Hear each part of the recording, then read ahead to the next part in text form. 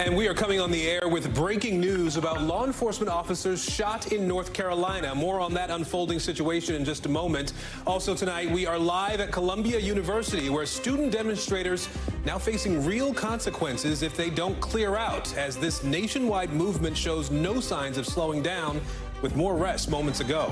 And we also had the latest on the new push by the White House to secure a ceasefire deal in Gaza. The Secretary of State urging Hamas to accept what he calls a generous proposal from Israel. But will either side budge? Then it is the chocolate catastrophe our team cannot get enough of. Scotland's viral Willy Wonka nightmare now live in Los Angeles. And yes, we sent a reporter to see it firsthand for you, so get ready for that. Plus, in tonight's original, we go to Italy, where a team of scientists is racing to save a rare breed of rhino from extinction and to revolutionize the way we protect wildlife. Hey, everybody, I'm Aaron Gilchrist in for Hallie tonight, and we're starting with that breaking news in Charlotte, North Carolina, where a number of law enforcement officers were shot while serving a warrant. Now, we know from police that a U.S. Marshal was in the hospital fighting for his life. 3 other local police officers also shot. I want to get right to Ken Delaney, who's tracking this story for us now. So, Ken, bring us up to speed here. What are you learning from sources about what happened and what's happening right now? Yes, Aaron, 2 law enforcement officials tell NBC News that a U.S. deputy marshal was among those shot today while attempting to serve a warrant in Charlotte, North Carolina.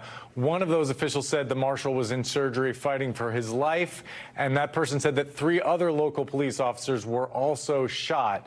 And now we've just got some news from the Charlotte-Mecklenburg Police Department that said that the residence has actually been cleared and that one of the people inside was found deceased and that they are questioning 2 other occupants of the home. Police said that this was part of a task force serving a warrant to try to arrest a fugitive. That's a very dangerous thing that police do, Aaron. It is. We know it's risky, and we're looking at some of the footage coming in from our affiliate in that area, actually doing some reporting and interviews on the scene there. You can see some video from the scene here as well. We're going to keep tracking this. Ken Delaney, appreciate you staying on top of this. Thank you, Ken. You bet. Tonight, pro-Palestinian demonstrations at Columbia University reaching a fever pitch. We are now 3 hours past that 2 p.m. deadline that the university set for students to leave their protest camp or risk suspension. Students, though, don't seem to be backing down here. Even outside the campus, we've been seeing supporters gather there right in front of Columbia's gates, chanting. They're holding Free Palestine signs. Now, this comes after the school's president told students that Columbia will not divest from Israel, but she says the university will speed up the timeline to review some proposals from students. Now, organizers of the movement here accusing Columbia of cutting off good faith negotiations. The university has conducted itself with obstinacy and arrogance, refusing to be flexible on some of our most basic points. Meanwhile, elsewhere in the country, this standoff between students and faculty and university and local officials really growing more intense, with protests going on at all of the places that you see on the map here on your screen. And in just the last couple of hours, police started showing up at protests down at UT Austin. Texas Governor Greg Abbott posting on social media tonight that no encampments will be allowed and that instead arrests like the ones you're seeing here will be made. Now, UT Austin has said it believes that most of the several people arrested are not affiliated with the school. Antonia Hilton is at Columbia University for us in New York City now. Rafah for us at the White House here in Washington. So, Antonia, I'll start with you. There had been some rumors about Columbia having put in place a state of emergency on campus there. The school says that that was not the case. Help us understand what exactly is happening right now where you are. Well, Aaron, what's essentially happening is a standoff. Students were told much earlier this morning that they had this 2 p.m. deadline and that the school was hoping they would voluntarily pack up all their belongings, shut down the tents you see behind me here, and get out of the encampment before 2 p.m. came. But students really doubled down. And in fact, what we saw was the number of protesters and students balloon from just a couple hundred to about 1,000 students, maybe more than that, who for hours were circling the central part of campus, joining in on this protest. And there were even faculty members wearing these bright neon yellow vests. Some of them are still here to protect their students, they say, to keep them safe in the event that the NYPD or private campus police had entered and tried to do anything about this. What's strange right now for many of us here on campus is that this 2 p.m. deadline has gone by, and we haven't seen a single administrator come by to talk to students or say what happens next, Aaron. Well, that is sort of the question here now, though. What does happen next? The school's president says it will not divest from Israel. What do you know about where things go from here, potentially, at least? Well, the other thing that they said in the letter this morning is that they are absolutely going to go forward with graduation. They wanted to reassure people that they will hold a graduation ceremony here. And so we have a bit of a split screen moment happening here where you're going to see the encampment still in place, but there are all kinds of preparations still happening around me to get the graduation moving forward as normally planned. And she said in her note that she really valued this, that the administration cared about this in particular, because this is a class that lost out on their high school graduations back in 2020. Most of them were virtual or very socially distanced. It wasn't the normal ceremony where you're hugging your friends and taking all kinds of photographs. And so she recognizes that there are families, parents from all over the world expecting to come to Columbia for that moment, and she wanted them to know that they're going to have it. What I hear from student protesters is that they don't plan to shut down this encampment, and they wonder, well, why can't graduation go ahead? And our encampment is here, and people are going to hear our message and have to see what our protest is all about. So that's where the standoff comes in, because the administration has one vision for what's going to happen in the next few days. The students have a very different one. And when push comes to shove, what you see is that the core group of protesters, it balloons to a number that would be really difficult for the school to suspend or expel. 1,000 or so students, when you have a student body, a population of about 3,500, 600, that would have major implications for Columbia, and we really don't know what happens next. Well, we will all be watching to see what happens next in the days to come and in the weeks to come. Antonia Hilton for us in New York City. Antonia, thank you. Let's turn to my White House colleague, Hallie Rafah, now to talk a little bit about what's happening from the D.C. perspective here. So, Hallie, we've seen protests about this war erupt at a lot of the president's events recently. You and I both have been out with the president as he's traveled around the country. We know the graduation season is here. How is the White House managing the president and the vice president's appearance at graduations? Yeah, Aaron, well, you know just as well as I do how much of a longstanding tradition it is for presidents and vice presidents to take part in these commencement ceremonies. But we're already seeing how these growing protests nationwide on these college campuses are impacting the Biden administration's plans. For now, we know that President Biden is scheduled to speak at Morehouse College as well as West Point Academy's graduations in May, with Vice President Harris speaking at the Air Force Academy's graduation. And the White House says that this tracks with the number of past speeches that they've delivered since taking office. But when you compare this number to what the Obama administration in 2012, when they were running for re-election, had accomplished, there is certainly less of a footprint here. And that's really putting a spotlight on this tricky position President Biden is in, because, and that was also evidenced by the number of times Press Secretary Karine Jean-Pierre was asked about how the president feels about these growing protests on college campuses, whether he'll address these growing protests on college campuses. During today's press briefing, at one point, she was also asked whether the White House would support more security being brought in on these college campuses as these protests continue, especially with this graduation season coming up. Listen to her response here. These are institutions, some of them are private, some of them are public, and it is up to their leadership, university leadership and colleges, to make that decision. Not going to weigh in on that from here. The White House so far dodging questions on whether the president plans to address this, whether the president plans to mention this growing unrest in those commencement speeches.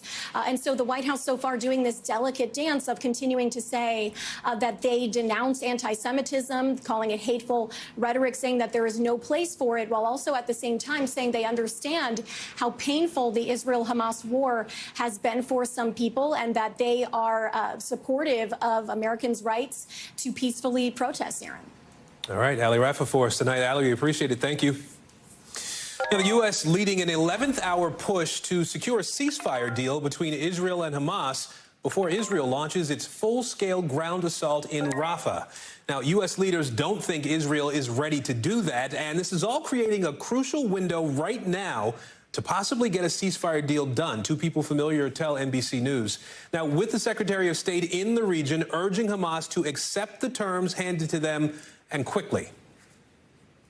Hamas has before it a proposal that is extraordinarily generous on the part of Israel. And in this moment, the only thing standing between the people of Gaza and a ceasefire is Hamas. Now, according to an Israeli official and an Arab diplomat with knowledge of the negotiations, 33 hostages in Gaza would be freed in exchange for a temporary ceasefire and the release of Palestinian prisoners. All of this as Israel now fears the International Criminal Court may issue arrest warrants for Benjamin Netanyahu, the prime minister, and other Israeli leaders over possible war crimes.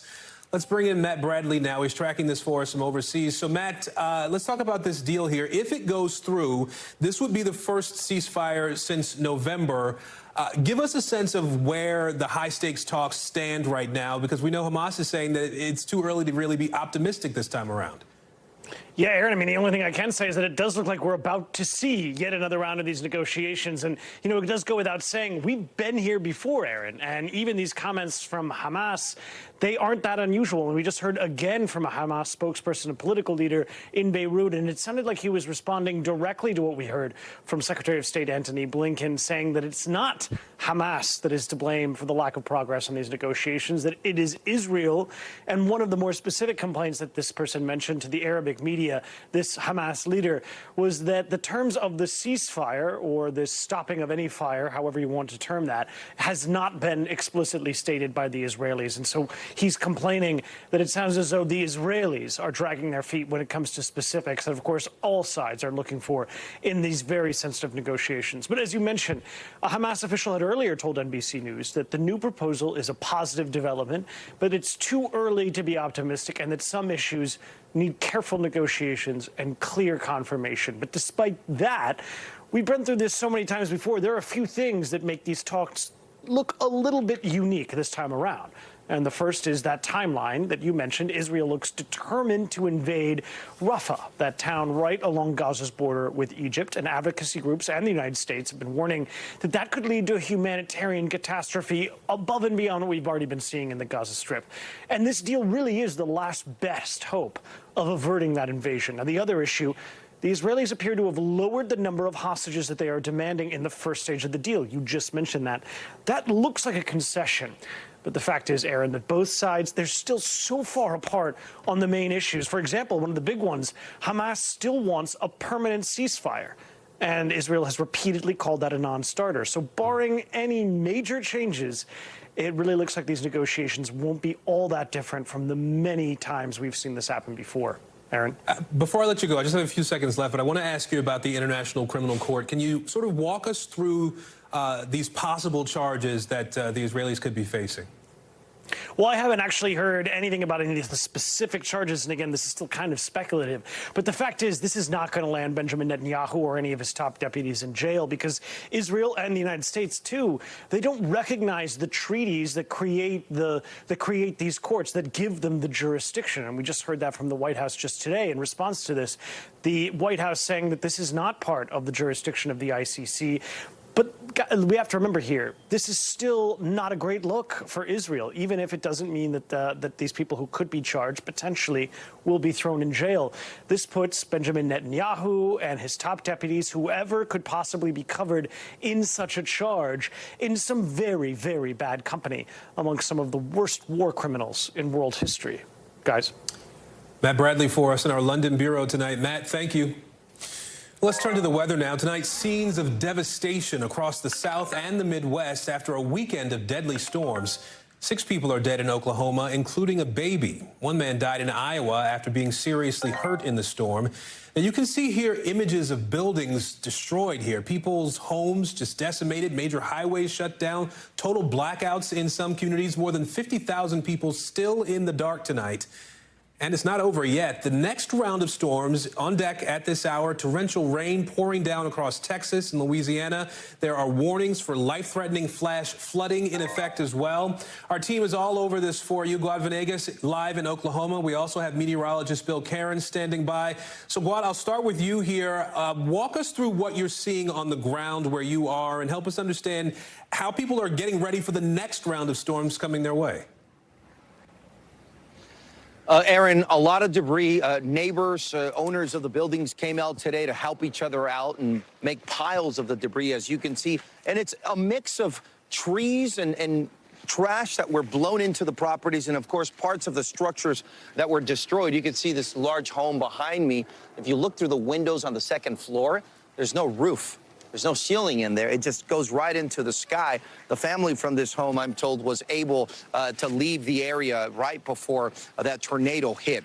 So everyone here was surprised by the devastation and the force. Let's hear from one of the residents. It's such a surreal thing to see all of these possessions that we grew up with. The momentum just shattered and on the floor. And when she talks about possessions, you see these structures from the outside, but it's always crazy to look inside, Aaron, because people who lived in these homes lost everything. Now, the woman that lived in this apartment was inside when the tornado was making its way through. I'm told that a neighbor came, knocked on the door, and convinced her to leave. She left just in time, and she was able to survive. The neighbor that was next door had left to go stay with some family. But this is what the inside looks like of the structures that are still standing. This is a structure that has most of the roof, has broken windows, but that's how the inside is left, just so you can get an idea of what is left when these tornadoes go through, Aaron. Yeah, nothing's left. These families are just absolutely devastated when you go down to an individual home like that and see what is left for people to have to figure out what to do next. I do have to ask you, though, Guad, as we think, sort of long-term from something like this down the road, how are local officials there responding and getting ready in these areas as we see more and more of these storms coming, knowing that climate change is just going to make things worse? Well, Aaron, I mean, the most important factor is, of course, the structures, right? What we know is that the brick structures that are better built will stand the force of these tornadoes best. But some of the buildings that were destroyed were actually made out of cinder blocks. So what authorities do here is prepare to respond as best as possible. I can tell you that a lot of the utility poles that were destroyed with this tornado are being replaced today already. So they do have a quick response because they are used to things like these in Oklahoma. Let's hear from some of the officials speaking. Our entire downtown is devastated. It went into our business district, and it took our entire business district. It's just our history, our soul. I mean, it's gone, but we are going to rebuild. We've got 2 shelters open right now. Any needs that you might have, please come see us. And no way of knowing when these tornadoes come through, where they will come. So all they can do is prepare to respond as best as possible, which is what they are doing, Aaron. All right, Guad Venegas for us in Oklahoma tonight. Guad, thank you. I want to turn to meteorologist Bill Cairns now. Bill, people are dealing with the aftermath of the first part of this storm. Help us understand when we can expect the next possible tornadoes here, more severe weather coming and threatening this area. Yeah, Aaron, unfortunately, we're heading into the peak of tornado season. It's really the end of April, all of May, really the beginning of June. And this was our first really big, significant outbreak. We know that one of the tornadoes in Oklahoma was an EF4 tornado. It's a very violent tornado. Scale goes from EF0 all the way to EF5. 5s are extremely rare. We haven't had one in over a decade. So that kind of gives you the idea of how strong some of these tornadoes were. And there's over 100 of them in this outbreak. What's left of the weekend thunderstorms has moved out of Louisiana, isolated strong storms around Biloxi. But we're getting a little bit of a break that you can see with the clear skies, the sunny skies where Guad was located. So that's good. So we're not really worried about severe weather tonight. Isolated Corpus Christi, where I just showed you around Biloxi. But already tomorrow, the humidity is going to increase again. We're going to see a cold front coming through, and we're going to get storms popping up. This is at 6 p.m. tomorrow. It's not widespread. It's really kind of isolated from Wichita south down to Oklahoma City, Wichita Falls. Higher concentrations in Iowa. And if we get tornadoes tomorrow, most likely those would be somewhere in areas from Omaha into the western half of Iowa, possibly isolated down here towards Topeka, Manhattan, Kansas, Emporia. And then, unfortunately, we do it again on Wednesday, but isolated. Not like we had just dozens of tornado warnings out at the same time over the weekend. This is tomorrow and into Wednesday, more isolated in nature, Aaron. So, again, devastation possible with only one, but hopefully nothing like what we saw this weekend. All right, we'll brace for it. Bill Cairns tonight. Bill, thank you.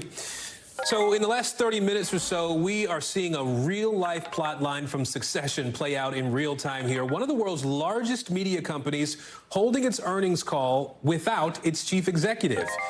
You see there, Bob Bakish, now out as CEO of Paramount after 5 years at the top there and more than 2 decades with the company, a company that controls a lot of stuff you probably watch. We're talking about CBS, Nickelodeon, Comedy Central, BET, Showtime. This is Paramount's board seeks a merger deal with a bunch of key players here, including Skydance Media, a merger that Bakish was against. CNBC's Alex Sherman covers media and is joining us now to help us understand what all is going on here. Alex, you reported that Paramount's board chair, Shari Redstone, is basically trying to throw the status quo into chaos here with what's now a trio of executives as opposed to just the one CEO, just as the company is trying to do this merger. Help us make sense of what's going on. Yeah, you weren't kidding when you said this is like a plot line out of Succession. You start to get into the different machinations of how these deals work. So right now, Paramount Global is in the end game discussions with Skydance Media, which is backed by a couple private equity funds, which are also contributing money to this deal, trying to work out a deal, and they're at the final stages of it. Skydance has submitted its best and final offer. There is a special committee, which is a certain portion of the board, whose job it is to decide if this offer is the best offer for all shareholders. So Shari Redstone is the controlling shareholder. She controls 77% of the votes through a holding company of hers called National Amusements. But then there's, you and I and institutional investors, whoever may be, that also own this company. They are called Class B shareholders, non-voting shareholders. In this Skydance transaction, they may not make out as well as Shari Redstone, who's going to get a big premium for her controlling shares. So that's what the special committee is deciding. Now, what Redstone has done by eliminating Bob Bakish as CEO is if there's no deal, if the special committee decides we don't like this deal, then the standalone company now doesn't have a CEO, and it's unclear sort of what their go-forward strategy is. So maybe that tips the balance to some degree, that the special committee says, well, given our alternatives here, maybe we should just take a bird in hand and say yes to this deal, which we think Shari Redstone wants. So let me ask you this. Well, and I should say first, the Succession reference we lifted from you, so I appreciate you being generous with the reference to that show. I want to ask you, as a lifelong Trekkie, I watch a lot of Paramount Plus, right? There are a lot of people who watch all these channels that are owned in some way by Paramount. So for the regular folks who are watching all this unfold, what does all of this uncertainty mean for consumers, for viewers? And I think Paramount has some big talks happening with a big cable company coming up too, right? So actually, that's where it might mean something. In that final little tidbit you threw in, Paramount Global has a carriage negotiation. These things are routine. They come up every couple of years with every large pay TV distributor. This one's with Charter. So if Charter Communications is how you get your cable TV, what may happen in the coming days is you may find all of your Paramount networks blacked out. We'll see how that negotiation happens. Sometimes you get these blackouts, sometimes you don't. Sometimes the sides are able to reach a deal. So that is still to be determined. So there may be some consumer effect there. Like I said, we'll know in the coming days if those sides are able to reach a deal or not. But in terms of the M&A, you won't notice anything right away.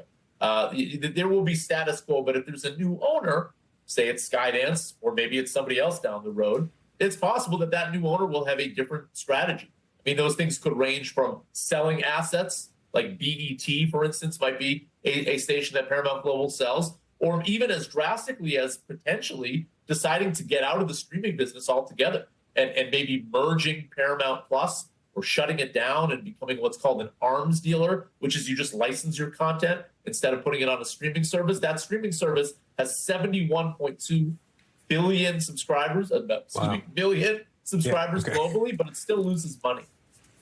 A lot at stake here for sure. Alex Sherman from CNBC with us tonight. Alex, appreciate it. Thank you. Well, court wrapping up in just the last hour with the defense claiming a Massachusetts woman accused of killing her police officer boyfriend is being framed. This coming in the first day of the highly anticipated murder trial here. Karen Reed, you can see her in court earlier right here. She's facing second-degree murder charges for allegedly hitting and killing her boyfriend, John O'Keefe, with her SUV in the middle of a nighttime snowstorm about 2 or so years ago. Now, the prosecution and defense here presenting very different versions of what could have led to O'Keefe's death. Listen. The defendant, Karen Reed, is guilty of murder in the second degree. Karen Reed was framed. Her car never struck John O'Keefe. She did not cause his death. And that means that somebody else did. Now, all of this going down inside the courtroom there while people outside, people on either side here, protesting in a trial that's expected to last at least 6 weeks. Let's bring in Eli Rosenberg now from our Boston NBC station outside the courthouse. So, Eli, we're also hearing witness testimony. Walk us through what's going down in court today and what could come next in this trial. Yeah, Aaron, this is a case and a trial that really has resonated with so many people here in the Boston area. Day one of testimony today. Karen Reed, of course, is charged with killing her boyfriend, a man by the name of John O'Keefe, a Boston police officer, after a night of drinking. It was a snowy night in January 2022. And according to prosecutors, Reed hit O'Keefe with her SUV and left him for dead. But the defense has really said that's not possible because Reed is the victim of a cover-up and she's being framed. So that sets the table for today when we had day one of testimony, opening arguments after jury selection took about a week just because of the interest in this case. And the prosecutors started by really calling witnesses, trying to paint a picture of Karen Reed's mind in the days and weeks before all of this happened, including calling witnesses who talked about a fight that the two had. I'm talking about Reed and O'Keefe while on a trip to Aruba. The defense, well, they countered, saying, you know what, we have texts from the lead investigator showing that he could not have been impartial. Those texts coming from a federal investigation into all of this. And they really said those texts prove that the lead investigator could have missed evidence that would have cleared Reed. So that sets the table. The witness list is about 160 names long. This trial, according to the judge, could last 6 to 8 weeks. Aaron. Eli, you mentioned obviously the lead investigator here. We know the defense has been arguing that he's got some deep ties to both the people involved in this case and that the investigation wasn't conducted properly. And you talk about the interest that there's been in this trial. Help us understand the impact that this murder trial is really having on the community there where this is all going down.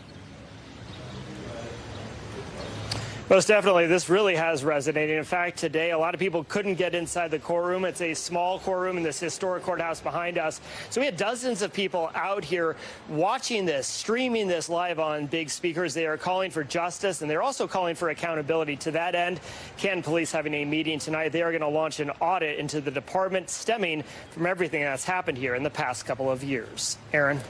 Eli Rosenberg from our Boston affiliate, Boston station there in Folsom, Massachusetts. Eli, thank you. Well, still to come, how Prince William and Princess Kate are marking their 13th wedding anniversary after the media frenzy of the last few months. Plus, pandemonium. Meet the two giant pandas traveling over to us from China this summer. We're going to tell you where you can visit them right after this.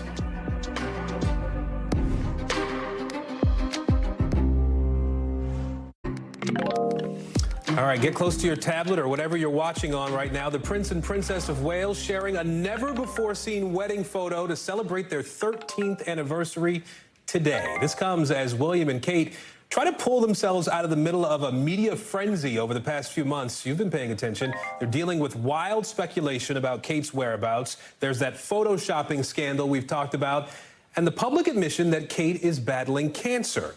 I want to bring in NBC News correspondent Steve Patterson now, who's been tracking this for us. So, Steve, the last few years, William and Kate put out a recent photo shoot for their anniversary. We know that this time they went back with a photo from 2011. We still haven't seen the couple together in public for months now. maybe this would have been a good time to see something like that. Help us understand where things stand and what's going on here. Right. Well, it's not standard procedure that they release a new photo for their anniversary, but I think people just sort of had that expectation after the past few years.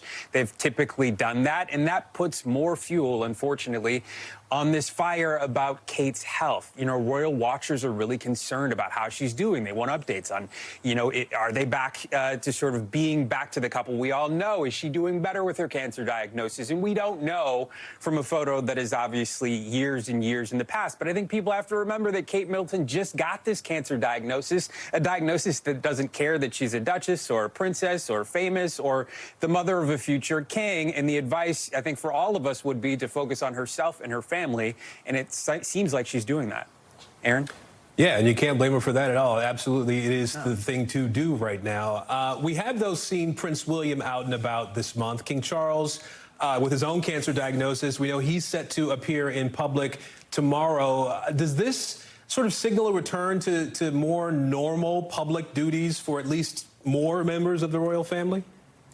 Yeah, I think it does. And I think you have to realize that these are people, the royals, specifically the line that came from the Queen and sort of her teachings in instilling this is that these are people that care deeply about that connection to the public. That is not only their duty, it's something that they passionately care about. King Charles set to visit a cancer center while he's undergoing cancer treatments himself. So I think that speaks to his passion, that he cares about what he's covering. You know, the prince obviously as well, caring about the environment and hunger, visiting a food distribution center just a few days ago as well. So a part of that. And then the king also has a state dinner or a state sort of visit with the Emperor and Empress of Japan coming up in about a month and a half or so. These are people that are committed to public service, and the only way they can do that is with these events. So I think it speaks volumes that they're doing it with all of this family strife. Aaron? All right. Steve Patterson for us tonight. Steve, appreciate you. You got it. Let's get to the 5 things our team thinks you should know about tonight. Number 1, Paris prosecutors confirming actor Gerard Depardieu will be tried for sexual assault after French police held him in custody today. The trial in October is going to look at at allegations that he sexually assaulted 2 people on a movie set back in 2021. He's previously denied doing anything wrong. Number 2, a new survey finding police officer hiring went up last year and fewer officers resigned or retired. It's the first time since COVID and the killing of George Floyd that police departments reported a rise in total officers. Number 3, it is now cheaper to rent a home than to buy one in all 50 of the biggest metro areas in the country. That's according to a new report from Bankrate.com. It found that rents have not gone up as much, while home prices and mortgage rates are still high. Number 4, take a look at this guy. He is one of 2 giant pandas that will head to the San Diego Zoo from China pretty soon. Now, they're part of a conservation partnership between China and the U.S. Zoo staff recently went to China to get a peek at the pandas. Now, we don't know exactly when they're going to be moving. And number 5, this gold pocket watch from the richest man on the Titanic just sold at an auction for almost $1.5 million, 10 times more than it was expected to go for.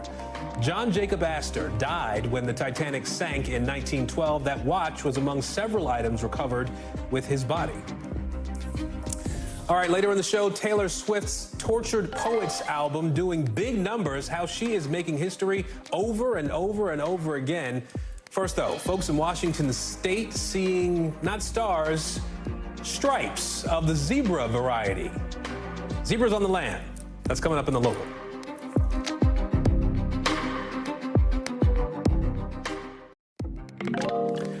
NBC News covers hundreds of stories every day. You can't read, watch, or listen to all of them, so our bureaus have done it for you. We call this segment The Local. Out of our southern bureau, 10 people hurt in Florida when a 16-year-old gunman opened fire at a private event at a bar, allegedly. A security guard tackling and disarming the shooter here. A second guard handcuffed him until police arrived. Witnesses say it started when a fist fight broke out. None of the victims had life-threatening injuries. From our Western Bureau, a freight train derailed in Portland, Oregon as it crossed a historic bridge today. Officials say 6 train cars jumped the tracks here on the lower deck of that bridge. 2 of them went off the tracks completely. Train cars were empty. Crews are cleaning up the scene now. The cause of that derailment is under investigation. Also, out of our Western Bureau today, 4 zebras spotted running wild on a highway in Washington state. Look at them. They apparently slipped out of their trailer when the driver pulled over to check their cages. Some people tried to help corral the zebras.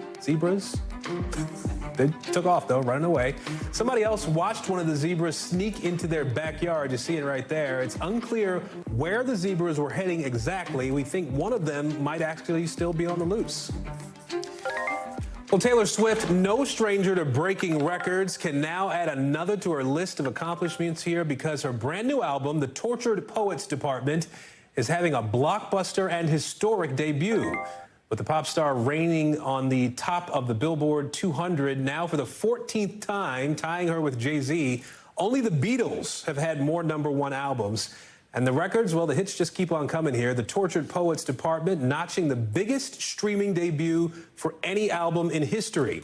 And according to Billboard, Swift is now the only act with 7 different albums selling at least 1 million copies in a single week in the modern era. I want to bring in Chloe Malas now, who covers and understands all things Taylor. Chloe, there's been a lot of talk, obviously, about just how big Taylor Swift is and could get. Walk us through what these new stats from Billboard are telling us. You know, I've heard people say that Taylor Swift is the music industry. You know, she's had enormous success, not just with the Tortured Poets Department, but she had it with her Eras tour and then obviously the Eras movie that broke records. You know, this is her 14th career #1 album. And like you said, that she ties this with Jay-Z for the most among soloists, and only the Beatles have more with 19. She has sold 2.61 million equivalent album units in its first week. That is massive. The only artist to surpass her is Adele, and that's only because if you really look at Billboard, they've only been charting this since 2014. So that's since 2014, right? I mean, Taylor reigns supreme. You laid it out there. There's no arguing with that for sure. Talk a little bit about how does Taylor Swift shape up in comparison to some of the other biggest pop stars? Obviously, music is, this sort of tracking has been done for generations, but how does she stack up when you look at the bigger picture?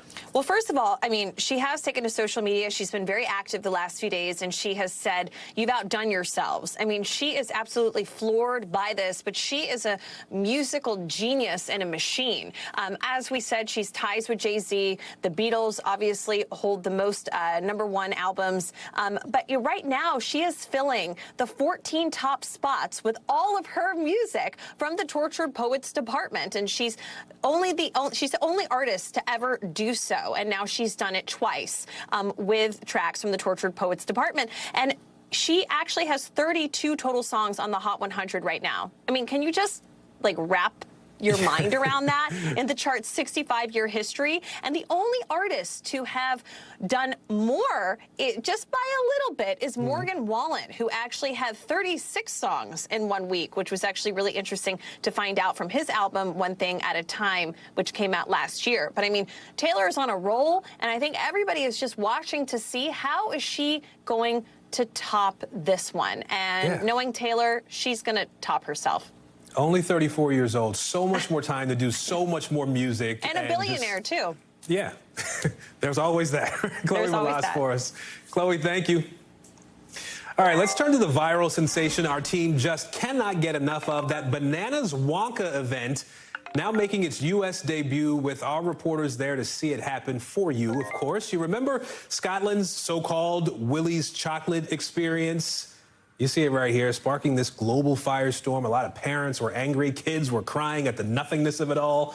Well, guess what? It is now in Los Angeles. Of course it is. And it looked every bit the part there, with janky props, AI-generated art on the walls here. Precisely 2 jelly beans for people as they were coming in. Even the superstar of the OG event, Kirsty Patterson, the Oompa Loompa herself, coming all the way from Glasgow just for this.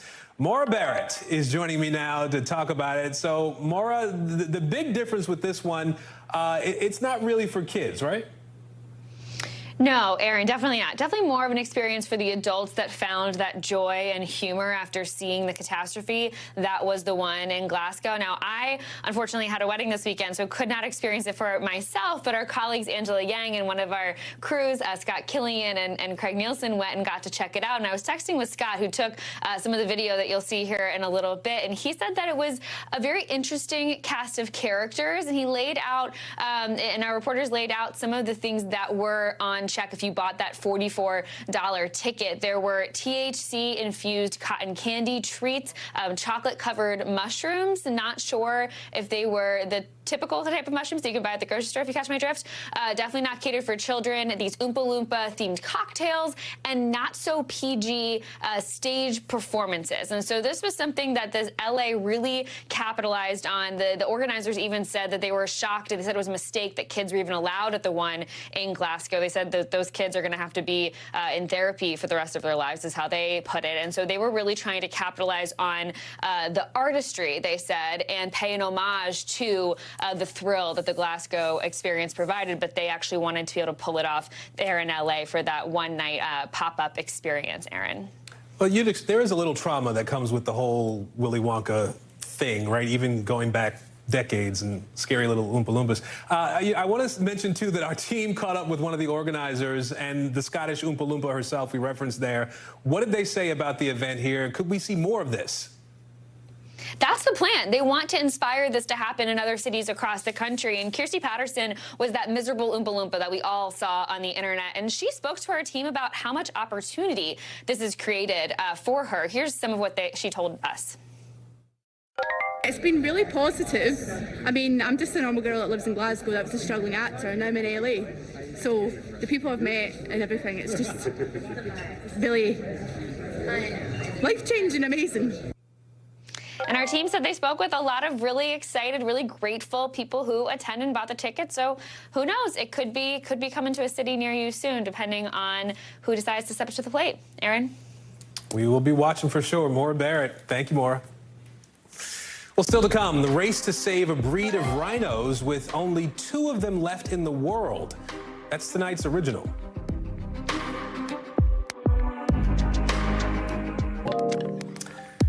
To tonight's original now, with in-depth reporting on a topic we've been watching. Right now, there are only 2 northern white rhinos alive in the entire world. That's it.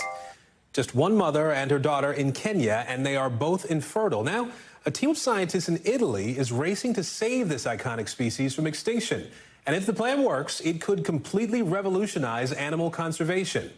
Megan Fitzgerald has the story. In this sprawling reserve in central Kenya are the world's last 2 remaining northern white rhinos. Najeen and her 24-year-old daughter Fatu, both infertile and kept under constant surveillance after their species was poached to extinction. But thousands of miles away in the Avantea lab in Cremona, Italy, a groundbreaking effort to try and save the northern white rhino through IVF. Silvia Caglioni, the only scientist in the world who's using eggs taken from Fatu and fertilizing it with sperm from now deceased northern whites to create embryos kept here on ice. With the rhinos it's different. We have to adapt the technique. The samples are very precious. It's really important not to lose them. A process with no room for error. Caglioni starts by preparing the 7 rhino eggs that just arrived from Kenya, checking to ensure they're viable. We have at least one. That's something, at least. She then retrieves some of the frozen semen, carefully thawing it out before inspecting its quality. Then, the crucial moment. So you're about to fertilize the egg right now? Yes. That's the sperm. And I'm going to inject it. Well done. That's great. Very cool. That fertilized egg is stored here in this incubator for about 8 to 10 days. Now, if it becomes a viable embryo, it comes to this side of the room. Officials here say it's stored in this jug on liquid nitrogen. So we're talking minus 320 degrees. So far, Caglioni has created 30 embryos, meaning 30 chances of impregnating a surrogate rhino through IVF. It's a process that's worked. Last year, in another world first, a southern white rhino became pregnant by IVF, but the mother and the baby died from an infection. That is a cast we did from the baby. So the baby is a 70-day-old early fetus. Scientist Thomas Hillebrandt is leading the effort on the ground in Kenya and will be attempting the embryo transfer of the northern white rhino later this year. We are very confident that the next embryo transfer, that will be an embryo transfer with a northern white rhino embryo. We believe that this approach could be used for other critical endangered animals. If all 30 embryos result in successful pregnancies, scientists say the northern white rhino could start to repopulate on their own. It's a historic international effort from teams all across the world, working quickly to save a species before it's too late. Would you say that this is a race against time? Every day that passes, time works against us because the animal fetus will get older and older. Do you feel confident that you can save the northern white rhino? Yes, we can say it's a matter of time. It's a 16-month pregnancy, so even if the embryo transfer is successful, we won't see the first northern white rhino to IVF until 2026.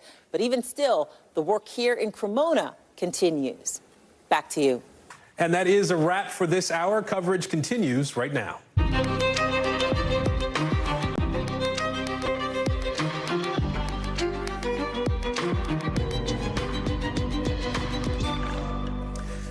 And we are coming on the air with breaking news now, learning just in the last couple of minutes about 3 federal marshals killed in North Carolina. Other local officers also shot and hurt here, all while serving a warrant. The newest details just coming into our newsroom just ahead here. Also breaking tonight, we're live at Columbia University, where the first student suspensions are beginning right now after students missed a deadline to clear out of their encampments.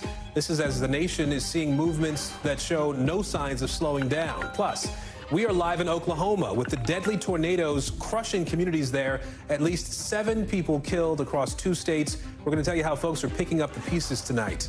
And then the details from inside a closely watched courtroom in Massachusetts. A woman on trial for allegedly killing her police officer boyfriend. How the trial's cutting deep in a small town outside Boston. And William and Kate with a new chance to turn the page on that media firestorm about her absence. Will a newly released picture change the narrative? That's a little later in the show. Hey, everybody, I'm Aaron Gilchrist in for Hallie tonight, and we are starting with that breaking news in Charlotte, North Carolina. A number of law enforcement officers were shot while serving a warrant. We now know that 3 U.S. Marshals involved in that warrant operation have died. Police also telling us tonight that at least 1 of the suspects is also dead. 2 others in custody tonight. 4 other local police officers also shot. I want to get right to Kathy Park, who's been tracking the developments here. Kathy, bring us up to speed here. What's the latest at this hour?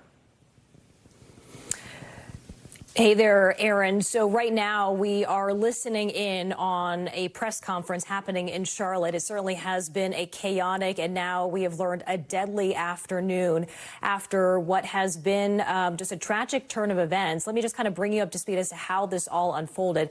We are told that in the 1 o'clock hour this afternoon in East Charlotte, this was a residential community. That's when officials issued this severe alert.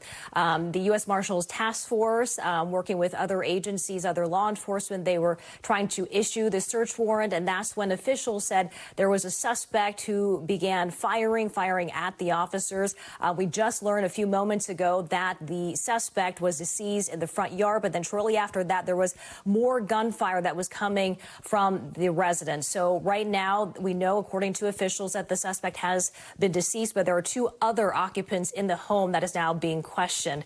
But just in the last couple of minutes, we learned just really some tragic news. According to law enforcement in Charlotte, 3 U.S. Marshals have been killed, 4 CMPD officers shot. 1 is now in critical condition.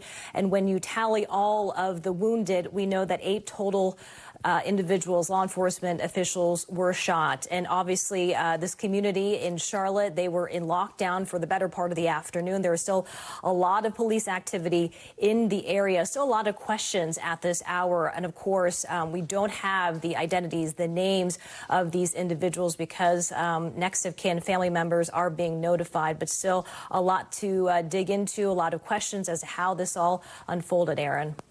All right, Kathy Park on this breaking news out of Charlotte for us tonight. Kathy, thank you. And we're going to stay on this story and bring you the latest developments as we learn more.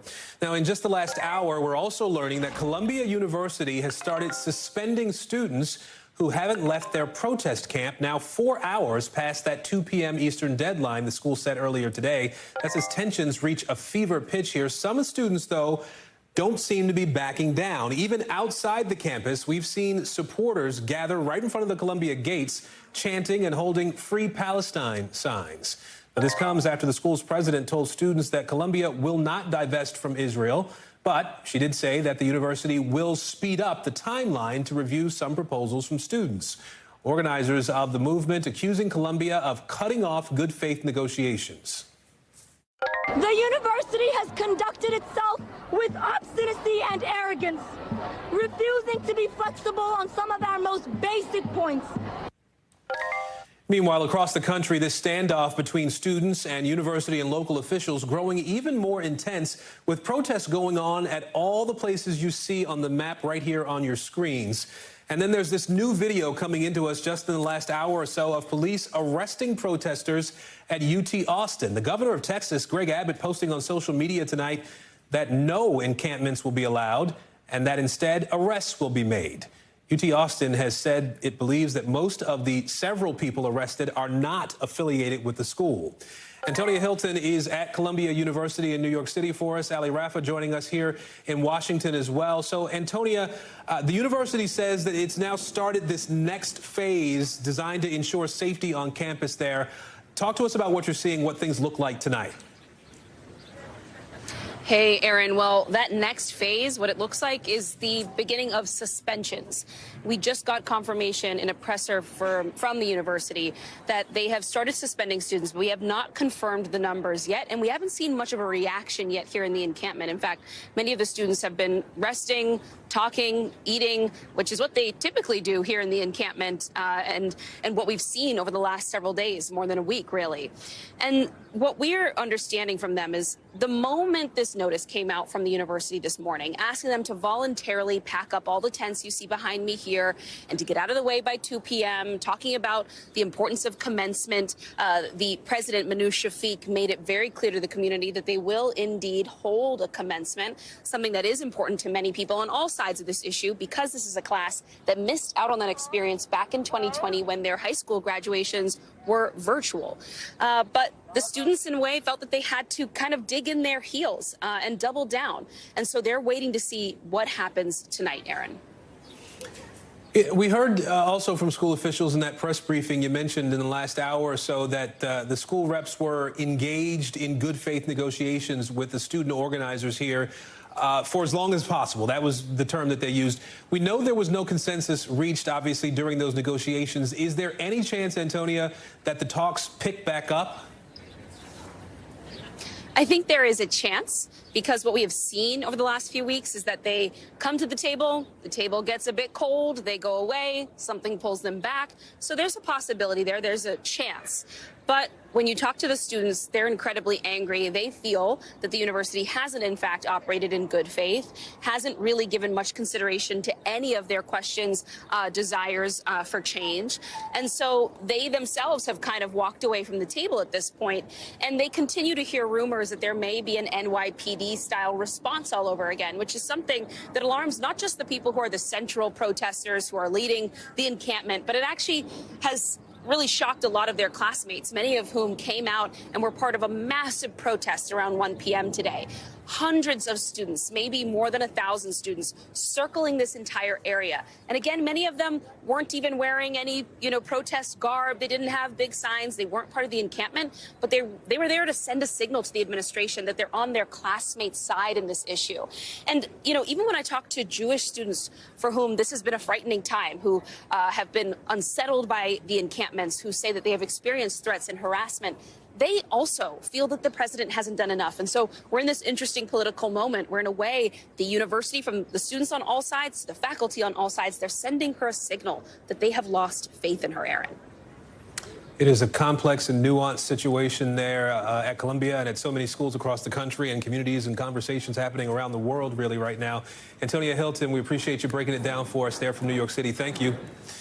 Let's turn to Hallie Rafah now, joining me from here in Washington outside the White House. Hallie, we know that young voters are a really important demographic that the Biden campaign wants to be able to tap into. We know that the White House, the administration, is watching what's been happening, this turmoil on campuses across the country.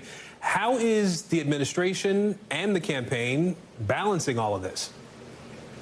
Yeah, Aaron, well, we knew that engaging with young voters was a challenge for the Biden campaign even before the Israel-Hamas war began on October 7th. But the growing fallout from that war is proving to be a very tricky position for the Biden campaign as it tries to not only rebuild its young voter coalition from 2020, but build on it, all while we see many students on both sides of this issue unhappy with President Biden over his handling of the Israel-Hamas war. Now, Biden campaign officials are downplaying this. They are saying that while the media's attention is on these growing college protests that you heard Antonia talk about, they are pointing to polls like this Harvard University poll for Americans between the ages of 18 and 29 who said that if inflation and health care tops the list of issues they are most concerned about. It is, though, well known how much this election, now just 6 months away, could come down to turnout, Aaron. And with these college protests showing no signs of slowing down, there are really growing questions about whether the approach that the White House has taken to them is effective enough and whether that could change. We've already seen how those protests among young voters, these college campus protests, have impacted the White House's plans around commencement speeches, this longstanding tradition we have seen presidents and vice presidents take for decades. We know that the president in May will be delivering commencement speeches at Morehouse College as well as West Point, while Vice President Harris will deliver the commencement address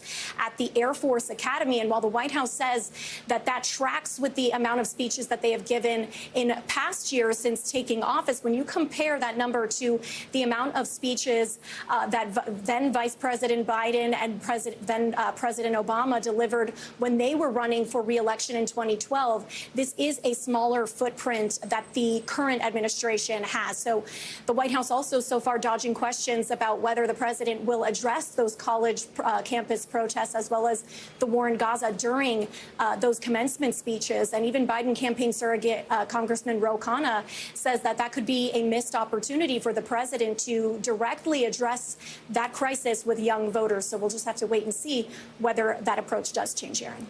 We'll be watching for sure to see if he addresses it in a way that actually resonates with some of these young people who are conducting these protests. Hallie Rafah for us, just outside the White House, down the street here in Washington. Hallie, thank you.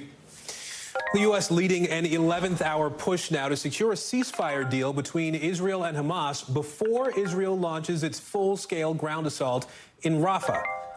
U.S. leaders don't think Israel is ready to do that, and this is all creating a really crucial window right now to possibly get a ceasefire deal done. That's according to two people familiar with the Secretary of State in the region now urging Hamas to accept the terms handed to them and quickly. Hamas has before it a proposal that is extraordinarily generous on the part of Israel. And in this moment, the only thing standing between the people of Gaza and a ceasefire is Hamas. Now, according to an Israeli official and an Arab diplomat with knowledge of the negotiations, 33 hostages in Gaza would get freed in exchange for a temporary ceasefire and the release of Palestinian prisoners. All of this as Israel now fears the International Criminal Court may issue arrest warrants for the Prime Minister Benjamin Netanyahu and other Israeli leaders over possible war crimes. Let's bring in Matt Bradley. So, Matt, let's talk about this deal here. If it goes through, this would be the first ceasefire since November. Give us a sense of where the high-stakes talks stand right now, because we know Hamas is saying that it's too early to really be optimistic this time around. Yeah, Aaron, I mean, the only thing I can say is that it does look like we're about to see yet another round of these negotiations. And, you know, it does go without saying, we've been here before, Aaron. And even these comments from Hamas, they aren't that unusual. And we just heard again from a Hamas spokesperson, a political leader in Beirut, and it sounded like he was responding directly to what we heard from Secretary of State Antony Blinken, saying that it's not Hamas that is to blame for the lack of progress on these negotiations, that it is Israel. And one of the more specific complaints that this person mentioned to the Arabic media, this Hamas leader, was that the terms of the ceasefire, or this stopping of any fire, however you want to term that, has not been explicitly stated by the Israelis. And so he's complaining that it sounds as though the Israelis are dragging their feet when it comes to specifics that, of course, all sides are looking for in these very sensitive negotiations. But as you mentioned, a Hamas official had earlier told NBC News that the new proposal is a positive development, but it's too early to be optimistic, and that some issues need careful negotiations and clear confirmation. But despite that, we've been through this so many times before. There are a few things that make these talks look a little bit unique this time around. And the first is that timeline that you mentioned. Israel looks determined to invade Rafah, that town right along Gaza's border with Egypt. And advocacy groups and the United States have been warning that that could lead to a humanitarian catastrophe above and beyond what we've already been seeing in the Gaza Strip. And this deal really is the last best hope of averting that invasion. Now, the other issue, the Israelis appear to have lowered the number of hostages that they are demanding in the first stage of the deal. You just mentioned that. That looks like a concession. But the fact is, Aaron, that both sides, they're still so far apart on the main issues. For example, one of the big ones, Hamas still wants a permanent ceasefire. And Israel has repeatedly called that a non-starter. So barring any major changes, it really looks like these negotiations won't be all that different from the many times we've seen this happen before. Aaron? Before I let you go, I just have a few seconds left, but I want to ask you about the International Criminal Court. Can you sort of walk us through these possible charges that the Israelis could be facing? Well, I haven't actually heard anything about any of the specific charges. And again, this is still kind of speculative. But the fact is, this is not going to land Benjamin Netanyahu or any of his top deputies in jail, because Israel and the United States, too, they don't recognize the treaties that create these courts, that give them the jurisdiction. And we just heard that from the White House just today in response to this. The White House saying that this is not part of the jurisdiction of the ICC. But we have to remember here, this is still not a great look for Israel, even if it doesn't mean that that these people who could be charged potentially will be thrown in jail. This puts Benjamin Netanyahu and his top deputies, whoever could possibly be covered in such a charge, in some very, very bad company among some of the worst war criminals in world history. Guys. Matt Bradley for us in our London bureau tonight. Matt, thank you. Tonight, scenes of devastation across the South and the Midwest after a weekend of deadly storms. 6 people are dead in Oklahoma, including a baby. One man died in Iowa after being seriously hurt in the storm there. You can see here images of buildings destroyed, people's homes just decimated here, major highways shut down, total blackouts. More than 50,000 people still in the dark tonight. And it's not over yet. The next round of storms on deck now. Torrential rain pouring down across Texas and Louisiana. And warnings for life-threatening flash flooding are in effect as well. Our team is all over this for you. Guad Venegas live for us in Oklahoma. We also have meteorologist Bill Caron standing by. Guad, let's start with you here. Walk us through what you're seeing on the ground where you are and how folks are getting ready for another round of storms.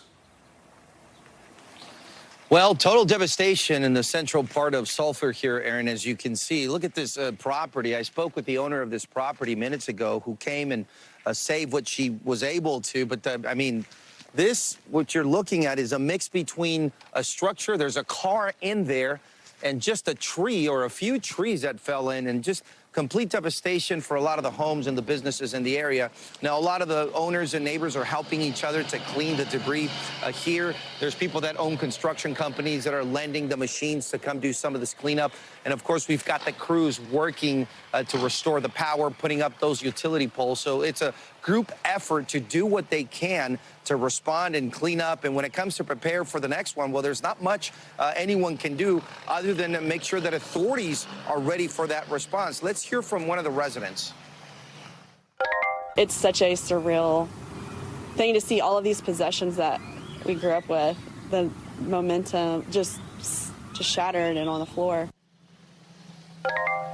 Now, when we talk about possessions, look at the inside of this unit. This is an apartment. I spoke with the owner that rented it out to an individual that was able to leave, but there's nothing left. The wall was completely blown out. This was the bedroom. That looks like it was the kitchen. The one next door had a resident that was here when the tornado made its way into the town. A neighbor ran up and was able to help her get out of the way and leave the building. But this is the type of destruction that people woke up to after the tornado made its way. It really is unimaginable to see this. Gwad, you mentioned, obviously, neighbors helping neighbors here, and that's always a good thing to see after storms like this. But how are leaders in that area, the local officials, responding to the damage here in the aftermath?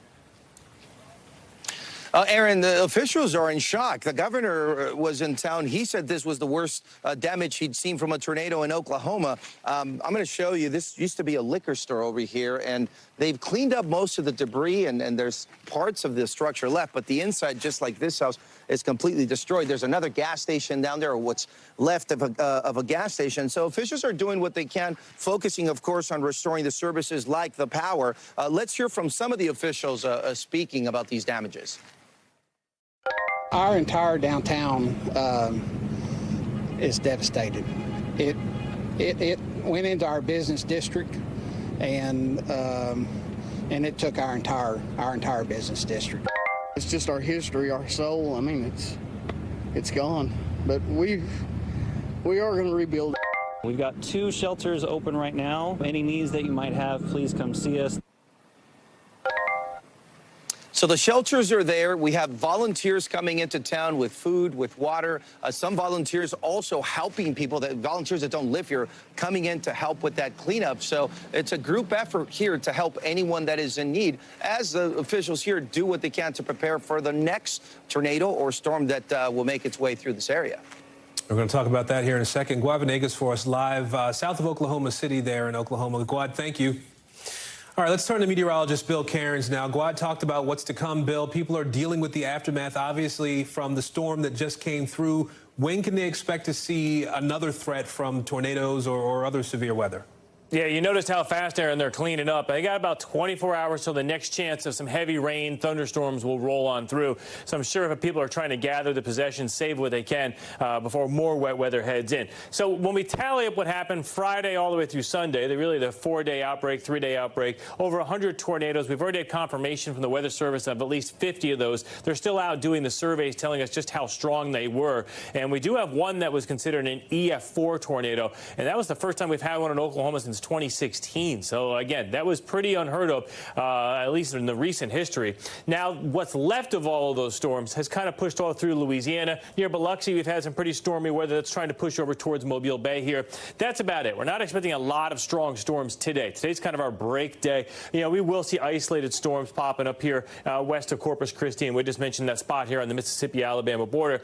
Tomorrow is when we watch the next storm threat. This isn't going to be widespread. It'll be isolated strong storms. Notice the red shows you where the thunderstorms will be about 6 p.m. A couple near Wichita here in Omaha. There's an isolated chance we could get a tornado or two. It's not going to be an outbreak like we had a couple days ago and all the damage you just saw. Of course, it only takes one strong one to devastate a town, and that's what we'll have to watch, especially from Omaha through western Iowa and back down here through areas of southern Kansas. This area of red is the best chance of where we could see tornadoes. That exits, and then right behind it, another storm system comes in. This is very isolated but strong storms with a chance of at least a big tornado or two. We're going to watch from Kansas City, Wichita, just outside of Oklahoma City. So it's not the threat, Aaron, that we just finished, but as we can see, it only takes one to hit a town, and it just, it changes everyone's lives for a long time. Yeah, absolutely. We do need to stay on our toes for sure. Bill Cairns for us. Bill, thank you.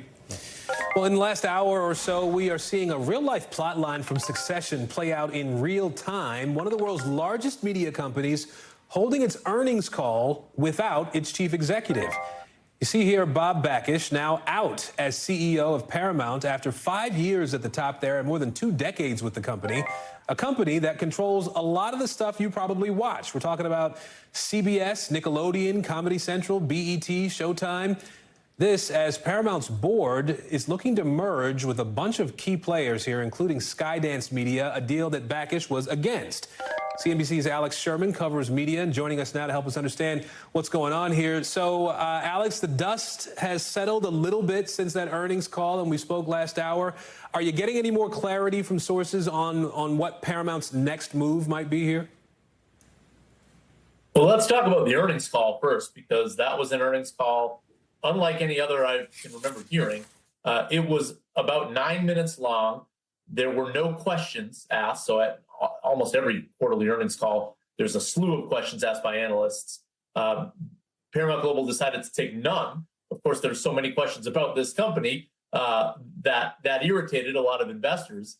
And we heard from the CFO, and we heard from these three new executives who are part of the office of the CEO, who will be currently running Paramount Global from here until we don't know when, as Bob Backish is out of a job. Now, why did this all happen? It's because we're at the end game now in terms of exclusive merger talks with Skydance Media. And Skydance is backed by two private equity firms, as you alluded to, KKR and Redbird Capital.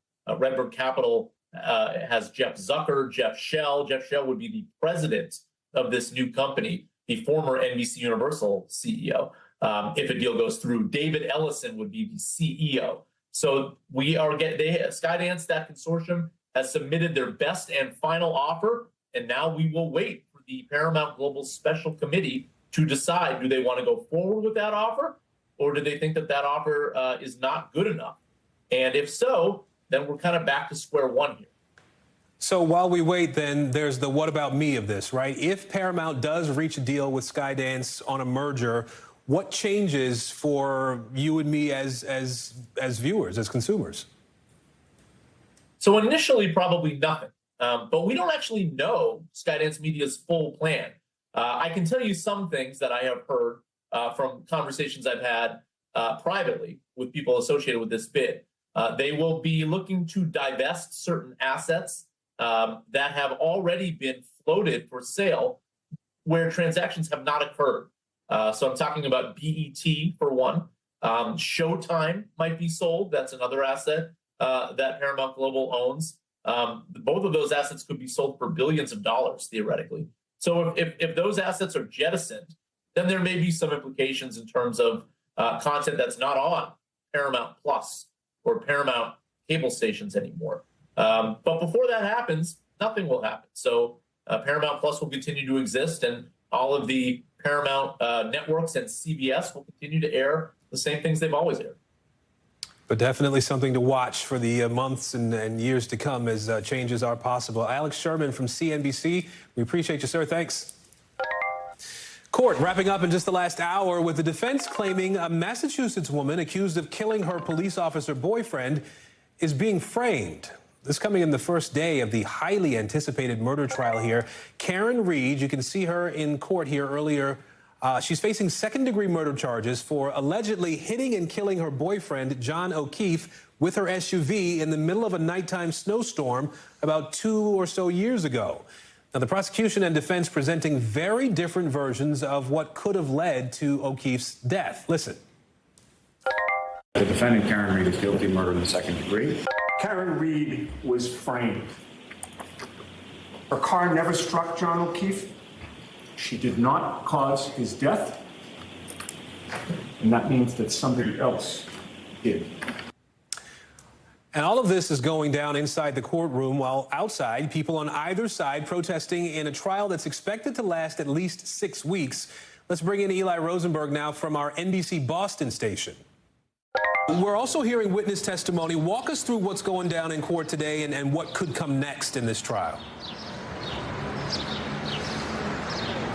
Yeah, Aaron, this is a case in a trial that really has resonated with so many people here in the Boston area.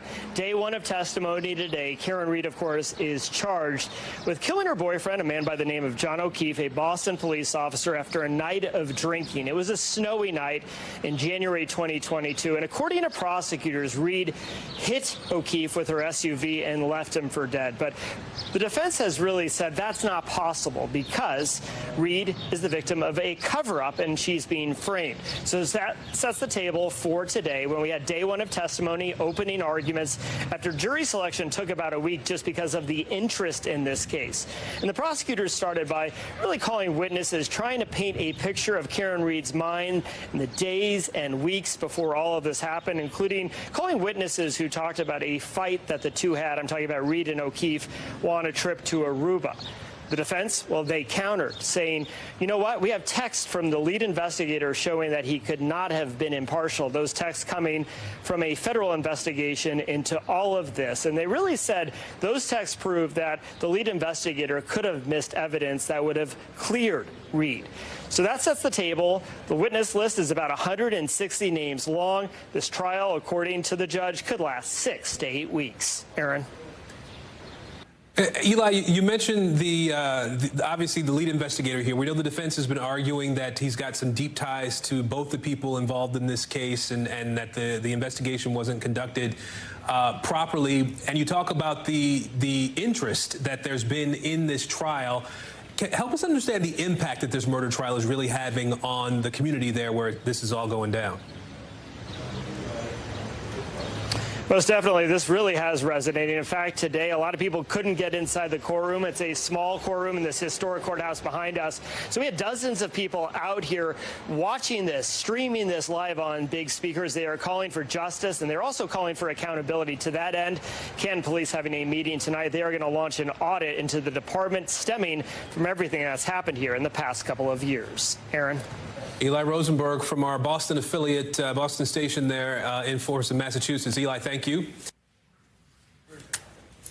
Well, a lot to get to this hour, and coming up, how Princess William and Prince William and Princess Kate are marking their 13th wedding anniversary, plus why MLB players are getting new uniforms after some complained their pants were see-through. That's ahead in the 5 Things.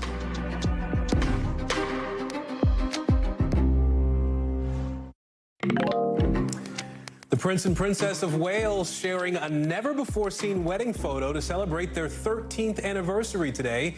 Now, this comes as William and Kate try to pull themselves out of the middle of that media frenzy we've seen over the past few months, dealing with wild speculation about Kate's whereabouts, this photoshopping scandal you probably remember, and the public admission that Kate is battling cancer. Let's bring in NBC News correspondent Steve Patterson now with more. The last few years, William and Kate put out a recent photo shoot for their anniversary. We know that this time they went back with a photo from 2011. We still haven't seen the couple together in public for months now. Maybe this would have been a good time to see something like that. Help us understand where things stand and what's going on here. Right. Well, it's not standard procedure that they release a new photo for their anniversary, but I think people just sort of had that expectation after the past few years. They've typically done that, and that puts more fuel, unfortunately, on this fire about Kate's health. You know, royal watchers are really concerned about how she's doing. They want updates on, you know, are they back to sort of being back to the couple we all know? Is she doing better with her cancer diagnosis? And we don't know from a photo that is obviously years and years in the past, but I think people have to remember that Kate Middleton just got this cancer diagnosis, a diagnosis that doesn't care that she's a duchess or a princess or famous or the mother of a future king. And the advice, I think, for all of us would be to focus on herself and her family. And it seems like she's doing that. Aaron? Yeah, and you can't blame her for that at all. Absolutely, it is the thing to do right now. We have, though, seen Prince William out and about this month. King Charles, with his own cancer diagnosis, we know he's set to appear in public tomorrow. Does this sort of signal a return to more normal public duties for at least more members of the royal family? Yeah, I think it does. And I think you have to realize that these are people, the royals, specifically the line that came from the Queen and sort of her teachings in instilling this is that these are people that care deeply about that connection to the public. That is not only their duty, it's something that they passionately care about. King Charles set to visit a cancer center while he's undergoing cancer treatments himself. So I think that speaks to his passion, that he cares about what he's covering. You know, the prince obviously as well, caring about the environment environment and hunger, visiting a food distribution center just a few days ago as well. So a part of that. And then the king also has a state dinner or a state sort of visit with the Emperor and Empress of Japan coming up in about a month and a half or so. These are people that are committed to public service, and the only way they can do that is with these events. So I think it speaks volumes that they're doing it with all of this family strife. Aaron? All right. Steve Patterson for us tonight. Steve, appreciate you. Well, let's get you over to the 5 things our team thinks you should know about tonight. Number 1, a new survey finding police officer hiring went up last year, and fewer police officers resigned or retired. This is the first time since COVID and the killing of George Floyd that police departments reported a rise in total officers. Number 2, it is now cheaper to rent a home than to buy one in all 50 of the biggest metro areas in the country. That's according to a new report from Bankrate.com. It found that rents have not gone up as much, while home prices and mortgage rates are still high. Number 3, take a look at this guy. This is one of the 2 giant pandas that will head from China to the San Diego Zoo pretty soon. They're part of a conservation partnership between China and the U.S. Zoo staff recently went to China to get a peek at the pandas. We don't know exactly when they're coming, though. Number 4, Major League Baseball going to fix its new uniforms after players complained that the pants were see-through. Nike making the changes here. They're going to return to larger letters on the back of the uniforms, too, and make them more breathable, apparently. Players will have to wait until the 2025 season, though, for those fixes to come in. That's according to a memo obtained by ESPN. Number 5, a big shakeup at CBS's flagship football broadcast, the NFL Today. Longtime analysts Phil Simms and Boomer Esiason are both out. That's after about 2 decades each. In their place, CBS bringing in former NFL quarterback Matt Ryan, who just recently retired after 14 seasons. Well, still ahead, dozens of people killed after a dam collapsed in Kenya. We have the latest on the rescue efforts there, plus the dangerous heat wave keeping kids at home in the Philippines. That's all coming up in The Global.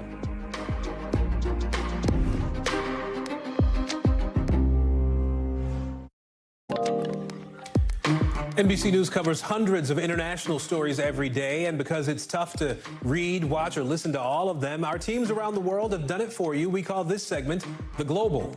In Kenya, a dam collapsed, killing at least 40 people. Heavy rain and flooding have swept across the area since March. Authorities say more than 200,000 people have been affected, and they're expecting even more rainfall. Officials ordered inspections of all the dams and reservoirs to prevent this from happening again. Out of the Philippines, record high temperatures forcing millions of students across that country to stay home today, with temperatures soaring to more than 100 degrees over the weekend. Authorities advised people to stay indoors and to drink plenty of water.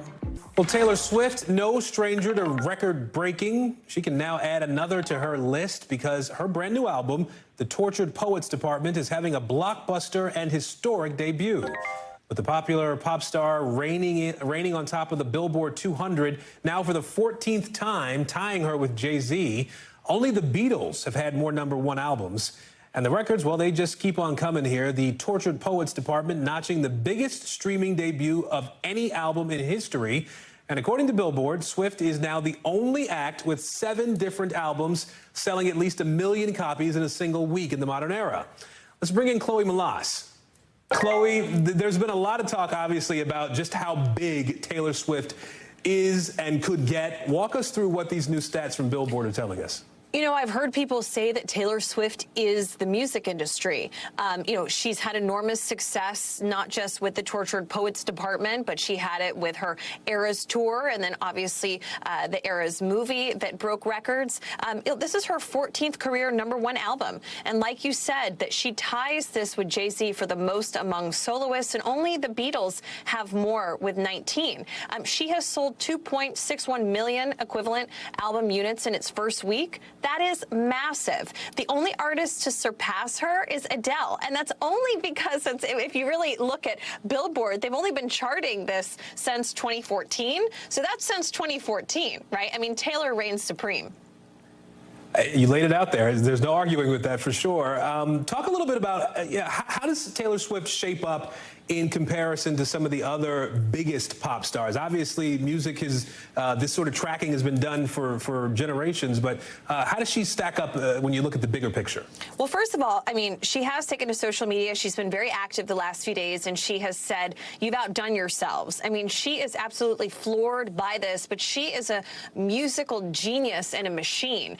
As we said, she's ties with Jay-Z. The Beatles obviously hold the most #1 albums. But right now, she is filling the 14 top spots with all of her music from the Tortured Poets department. And she's the only artist to ever do so. And now she's done it twice with tracks from the Tortured Poets department. And she actually has 32 total songs on the Hot 100 right now. I mean, can you just like wrap your mind around that in the chart's 65-year history? And the only artist to have done more, just by a little bit, is Morgan Wallen, who actually had 36 songs in 1 week, which was actually really interesting to find out from his album, One Thing at a Time, which came out last year. But I mean, Taylor is on a roll, and I think everybody is just watching to see how is she going to top this one. And knowing Taylor, she's going to top herself.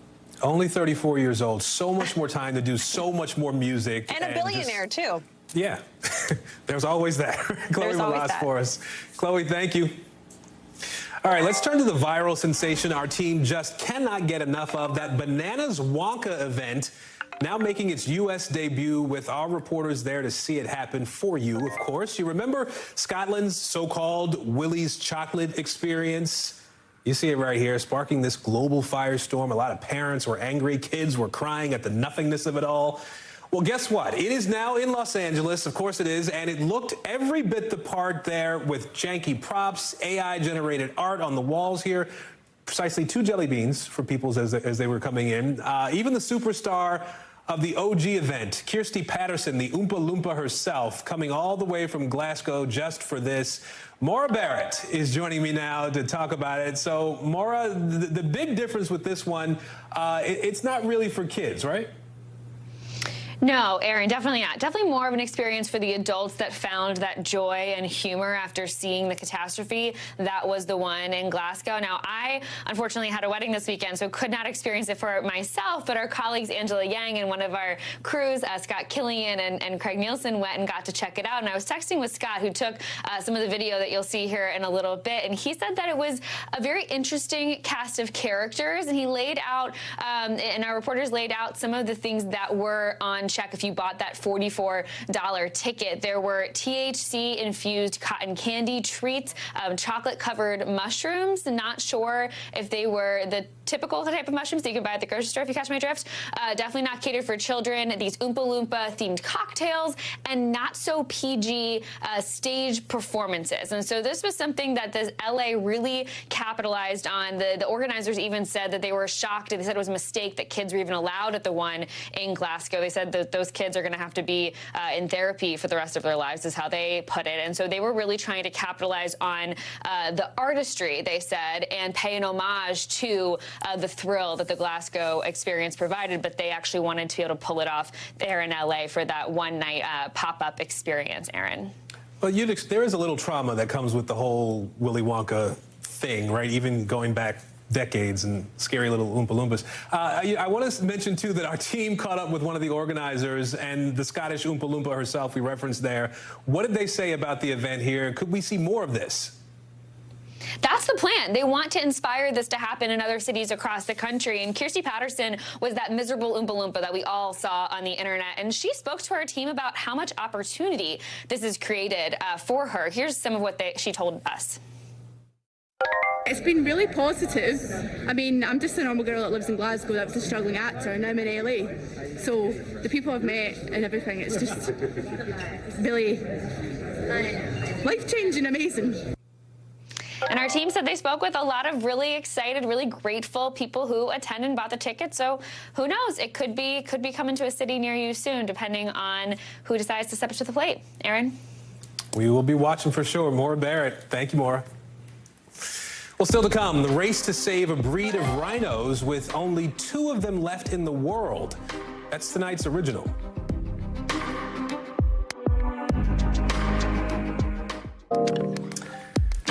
tonight's original now with in-depth reporting on a topic we've been watching. Right now, there are only 2 northern white rhinos alive in the entire world. That's it. Just one mother and her daughter in Kenya, and they are both infertile. Now, a team of scientists in Italy is racing to save this iconic species from extinction. And if the plan works, it could completely revolutionize animal conservation. Megan Fitzgerald has the story. In this sprawling reserve in central Kenya are the world's last 2 remaining northern white rhinos. Najeen and her 24-year-old daughter Fatu, both infertile and kept under constant surveillance after their species was poached to extinction. But thousands of miles away in the Avantea lab in Cremona, Italy, a groundbreaking effort to try and save the northern white rhino through IVF. Silvia Caglioni, the only scientist in the world who's using eggs taken from Fatu and fertilizing it with sperm from now deceased northern whites to create embryos kept here on ice. With the rhinos is different. We have to adapt the technique. The samples are very precious. It's really important not to lose them. A process with no room for error. Caglioni starts by preparing the 7 rhino eggs that just arrived from Kenya, checking to ensure they're viable. We have at least one. That's something at least. She then retrieves some of the frozen semen, carefully thawing it out before inspecting its quality. Then, the crucial moment. So you're about to fertilize the egg right now? Yes. That's the sperm. And I'm going to inject it. Well done. That's great. Very cool. That fertilized egg is stored here in this incubator for about 8 to 10 days. Now, if it becomes a viable embryo, it comes to this side of the room. Officials here say it's stored in this jug on liquid nitrogen. So we're talking minus 320 degrees.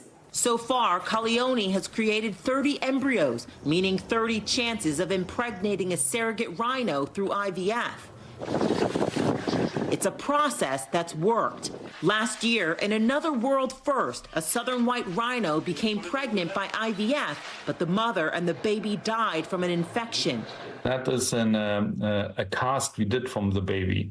So the baby is a 70-day-old early fetus. Scientist Thomas Hillebrandt is leading the effort on the ground in Kenya and will be attempting the embryo transfer of the northern white rhino later this year.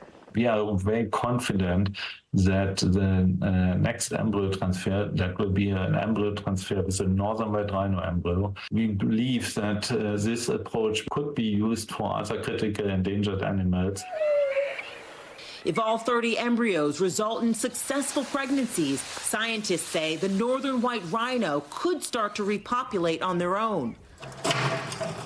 It's a historic international effort from teams all across the world, working quickly to save a species before it's too late. Would you say that this is a race against time? Every day that passes, time works against us because the animal fetus will get older and older. Do you feel confident that you can save the northern white rhino? Yes, we can say it's a matter of time. It's a 16-month pregnancy, so even if the embryo transfer is successful, we won't see the first northern white rhino to IVF until 2026. But even still, the work here in Cremona continues. Back to you. And that is a wrap for this hour. Coverage continues right now. Thanks for watching. Stay updated about breaking news and top stories on the NBC News app or follow us on social media.